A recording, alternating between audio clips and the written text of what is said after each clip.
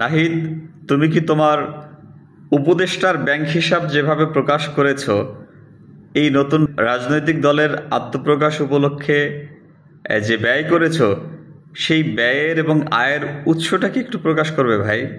আমরা কি সত্যি তোমাদের চোখে আগামী নতুন বাংলাদেশ দেখছি, বা আমাদের দেখা উচিত, বা অবশ্যই আমরা সেটা দেখতেই থাকবো, নাকি চিরাচরিত নিয়মে তোমরাও সেই স্রোতধারায় গা ভাসাচ্ছ?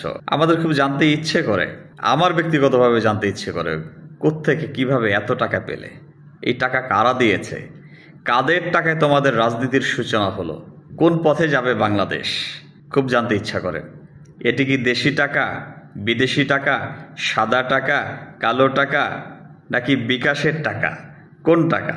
আমরা যে নতুন বাংলাদেশ গড়বার স্বপ্ন দেখছি, সেই নতুন বাংলাদেশ গড়বার নেতৃত্ব তোমরা যেখানে হাতে নিয়েছো, সেই নেতৃত্ব কোন পথে নিয়ে যাবে বাংলাদেশকে, এটি জানতে ইচ্ছা করে। প্রশ্ন থাকলো, অনেক কথা আছে এই আত্মপ্রকাশকে কেন্দ্র করে, এই দলকে কেন্দ্র করে। অবশ্যই তোমরা ভালো করবে, আমি আশাবাদী, কিন্তু অনেকগুলো প্রশ্ন আছে। সেই প্রশ্নগুলো করে তোমাদেরকে হয়তো এখন খাটো করতে চাই না, কিন্তু সেই প্রশ্নগুলো ধীরে ধীরে ধীরে ধীরে কিন্তু সামনে আসবে।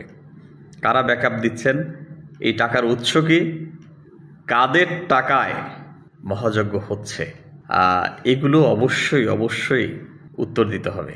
কারণ আমরা বাংলাদেশকে আর ভুল পথে নিয়ে যেতে চাই না। তোমাদের যে ত্যাগ, তোমাদের যে অবদান, সেটিকে আমরা কলঙ্ক মুক্ত রেখে চিরস্মরণীয় করে রাখতে চাই।